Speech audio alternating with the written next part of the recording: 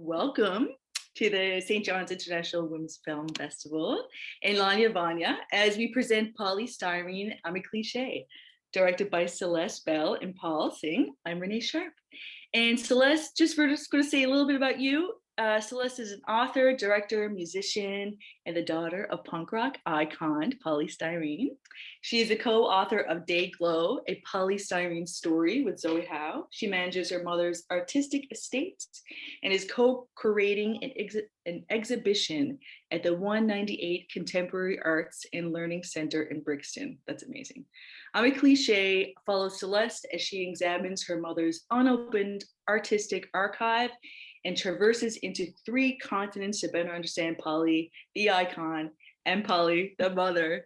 Welcome, Celeste. This is huge. Thank you. Thank you for having me. Congratulations. Thank you. Thank you. So much. Yeah, I'll just take a second to tell you a bit about me, so you can just know who you're talking about. To who you're talking to. I'm a punker, like I'm 40, so I'm kind of over it, but just that's my background. And I really love celebrating punk as like a tiny springboard to move from that so many people have had access to when they're really pushed away from all other sense of community or family or really pushed to the margins. So I especially love celebrating women in punk. I especially love celebrating women of color in punk, and as well as like all the other people who feel pushed to the margins, who may be like racialized or experiencing poverty or trans or marginalized gender, any way that people don't feel a sense of belonging and a sense of a loss under systems of oppression, under racist systems, under capitalism, under colonialism, all the things, patriarchy. Punk has been used, thanks to your mom and her crew and so many people like your mom, as a starting point to just name their experiences, just name and be able to express rage or grief or sadness with being displaced and moved from care. And what I loved about your film, Celeste, is that like you were able to name the failings of punk. Obviously, it's a youth subculture. It's kids and young adults who really don't know how to care for each other. And punk is just like a way for people like your mom did to just be like, nah, I'm grabbing the mic and I'm going to express myself and I'm going to carve a way to find where I fit in the world. And you really were able to express that so beautifully in the film. And what I really like to move towards, like I feel like you're doing, is life and healing beyond punk, obviously, and then continued like intergenerational healing, and with the goal of care in mind, like care for people who don't have access to mental health supports, care for people who didn't have support raising her daughter. You know, like what we see is the failings of systems, and you so beautifully did this to support moms or caregivers who experience not getting care themselves. And I'll also let you know, this is also my favorite because I'm really public about working with my own relationship with my mom, who also experiences mental illness, and she wasn't able to care for me. And I'm really intentional with repairing that relationship, and it's so healing. So as a punker and as a fan of your mom and X-Ray Specs, and now a fan of you, I just feel really lucky to feel like having a really casual conversation with you, just to celebrate you, to celebrate the work of your mom, and to really celebrate how you found love and care and healing with your mom. Writing an album with her about love, like it's just such like love is resilience despite systems that keep us from care. So I just want to celebrate you. I just want to let you know where I'm coming from. And from here, it's all you. I just want to know how you're doing, how you feel after creating such an amazing piece and on your own healing journey, like what it feels for you to know that this has a wide reach for other people who can feel so validated with you naming this. So thank you and awesome job. Thank you for that. Yeah, it's always great to hear that what we do has an impact, and that it can resonate with audiences, and for so many different reasons. And you've picked up on, I think, some really key and important themes, that both Paul and we were really keen to explore in the film, and also to highlight. So yeah, thanks for having me on this Q&A. What a pleasure. And honestly, I don't have any particular goals for this interview, because I just recognize it's a really personal topic, a really vulnerable thing that you're diving into. So I'm just really into you feeling really comfortable and in care right now with this interview, and just take it where you want it to go. Mm-hmm. Yeah. Well, I think it's important to talk about I guess when you mentioned care several times, the film, one of the big themes of the film is the relationship between myself and my mother, and I guess care is a theme that I didn't consciously think about, but it's absolutely present. I guess the lack of care of young artists in the music industry, I think, is a very important theme of the films, reflecting my mother's experiences in not just punk, but the music industry, the entertainment, and then it gets wider, when we look at the entertainment industry, and then obviously that had a huge impact on her life going forward, and then that would have had a big impact on our relationship, because her sort of trauma that she experienced earlier in her life impacted on her ability to be a caregiver herself. So definitely, I think these are some important themes you've picked up on, when we think about care and its wider implications. Yeah. And so what was it for you to have the like strength and capacity to really dig into kind of searching for how your mom was trying her best with what she had to care for you? Mm-hmm. That's such a brave and important thing to do for yourself. Like, how does it feel to like do that and then kind of reap the benefits of maybe some closure that you were loved?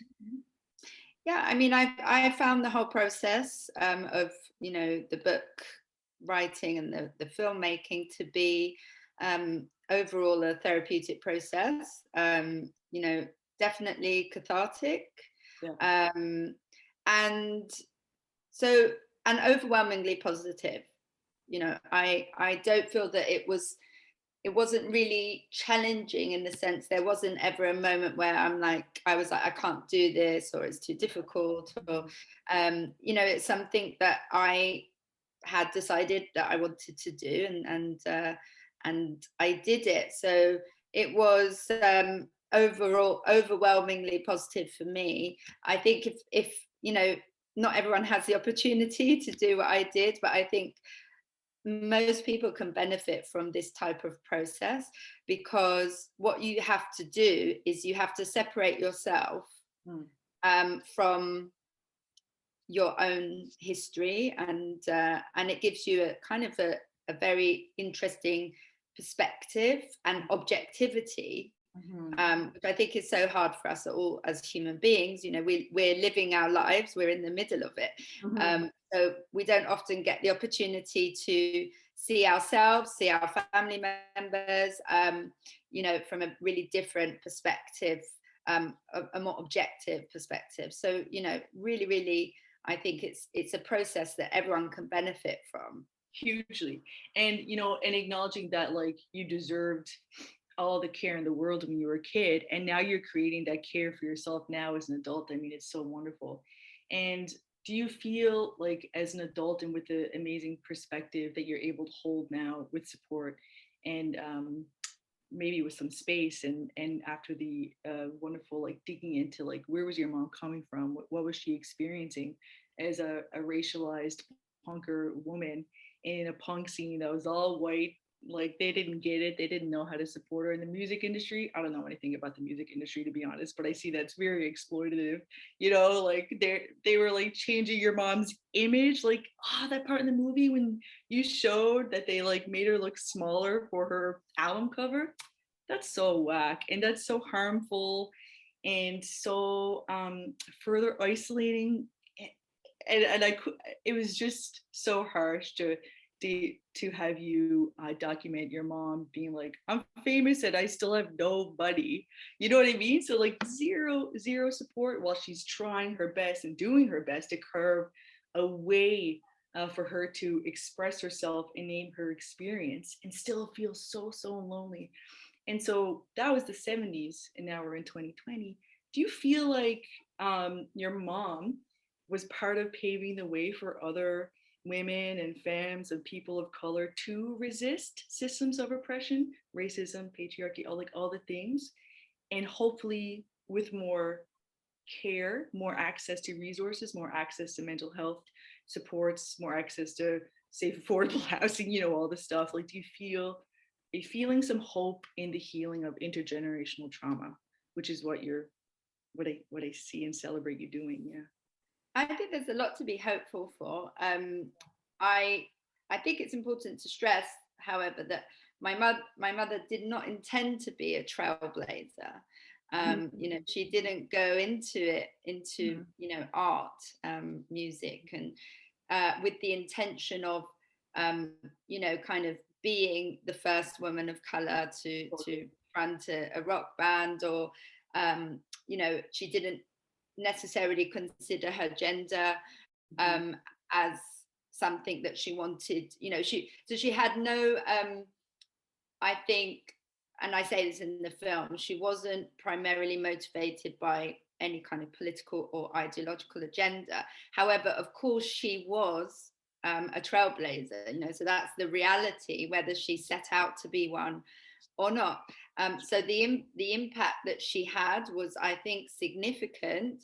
And you can just see that from the interviews that we did with younger artists, so people like Kathleen Hanna and Nena Cherry, and you can just see how much of an impact she had on subsequent generations, even if X-Ray Specs was not the most widely known band on the planet. So the impact was quite limited, but I think significant. So definitely it's worth celebrating. In terms of where we are today, I think, again, we have to make a distinction between alternative and underground scenes and mainstream entertainment culture. So I think, in the alternative space, definitely I've noticed myself going to gigs, I've seen a lot of improvements. You have definitely this concept of safeguarding and welfare and, kind of creating a welcoming environment. I think there is a lot of kind of energy focused on this within those kinds of, but still quite underground, I would say, communities. In the mainstream, I think it's probably for many artists, especially young people, I think it's maybe worse than ever in terms of the pressures, because when my mother was making music, there wasn't this thing called the internet. Yeah. So that's added a whole new level of pressure and stress and complexity, even on a very mundane level, in terms of the ability of musicians to make a living. It was difficult for my mother in the 70s, but you could at least get sort of paid for your work if you sold enough records, and that's what it was about ultimately, was selling records. Now it's, you know, again, thanks to the internet, thanks to streaming culture, downloads culture, audiences are less willing to pay for the things that they enjoy. And, you know, that makes, you know, life quite difficult for musicians, filmmakers, because, you know, at the end of the day, everyone needs to eat and everyone needs to pay their bills. So it's, you know, I think in many ways, the, you know, mainstream entertainment industry is, and that's just one aspect. You know, 100%. If we look at also, you know, sexism, objectification, you know, it's just so many layers. Yeah, and it's kind of just got worse and worse. I agree. I totally agree. And it's just so interesting that your mom like started with punk and without the internet, and with punk being such like a move, like she wasn't intentionally punk. I'm definitely hearing you, but like it's just really interesting how she still can have such a, how X-Ray Specs had such a big presence in like the do-it-yourself kind of like finding your way to like connect even internationally, is people who are displaced and how to make noise and how to be like, nope, this is what I need, this is what we deserve, and this popular culture is whack, I'm not getting care here at all. So it's really interesting. And but I just realized I just want to like focus in again on you, and want to ask, what is your favorite thing for this whole experience? Either with like the biggest thing you're thankful for and proud for with the incredible work that you've done, A, with your relationship with your mom, and B, with showing the world in such a gracious way the process of that. I think I'm most proud and, you know, satisfied with the quality of the film that we've made. And that, I think, you know, it's not an easy feat. I mean, obviously making films is not easy, but when you are kind of also the subject of the film, or, you know, I'm the subject, my mother is the subject, so it's all very, very close to home. Then there is that added pressure for, you know, the film to be any good, because you're always going to be subject to, I think, a little bit more scrutiny and potential criticism. You know, so the fact that the reviews, and I know you shouldn't really care about reviews, but the reviews and the audience reception has been so overwhelmingly positive. For me, that's just kind of a really important validation of everything. You know, that we've done, and so that's kind of what I'm most proud of, is that it's a film that stands on its own, I think, and you know, it exists beyond just sort of this personal project of mine. And the other thing, of course, that I'm really proud of is just the way that my mother has reached, you know, even newer, or not even an audience. There are people who didn't necessarily know about my mum before, and they see the film, they've come to know her and love her, and find inspiration in her story. So that's obviously, you know, one feels very proud. Yeah, what an incredible legacy that you're both highlighted, like your mom's legacy and the legacy of resilience and choosing love. Like love is resilience, and that was the biggest theme I was sensing in your film. Just like the loving care that you were putting into getting to know your mom in the end, and just, were you in a band together? Is that what was happening? You made an album together, or what happened? Well, my mum often, you know, asked me to help her with like songwriting or backing vocals. So I just, you know, did a bit, tagged along really when she was working on her last album. You know, and I added some vocals and, you know, gave her a few lines for some songs. And that was, you know, that was just a joyful experience, because we were ultimately just having fun and hanging out. And if you can do that with your parent, you know, despite maybe having a challenging relationship at times, if you can actually still just hang out and have fun, and then do something creative at the same time. I mean, yeah, I'm It's so, so lucky to have been in that position. oh man, I'm totally here to witness and celebrate that joy. Honest to goodness, and thank you so much for joining us today. This is huge. Is there anything that you want to say before we end this off? I'm getting little notifications that we're almost done. Okay. Yeah, I'd just like to say a big thank you once again, for including me and including our film in the festival, because um, it's, I think, a women's film festival. It is really where my mum's story, is belongs and should be. So thank you for that. Oh, what a pleasure. Thank you so much. I think you're awesome. I wish you all the best in life and your future creative endeavors. And thanks for being such amazing storyteller and celebrating you and your mom's relationship, your mom as Poly Styrene and the X-ray specs. Like, it's so important. And I'm here for it. So thank you. You're awesome. Thank you, Renee. Cool.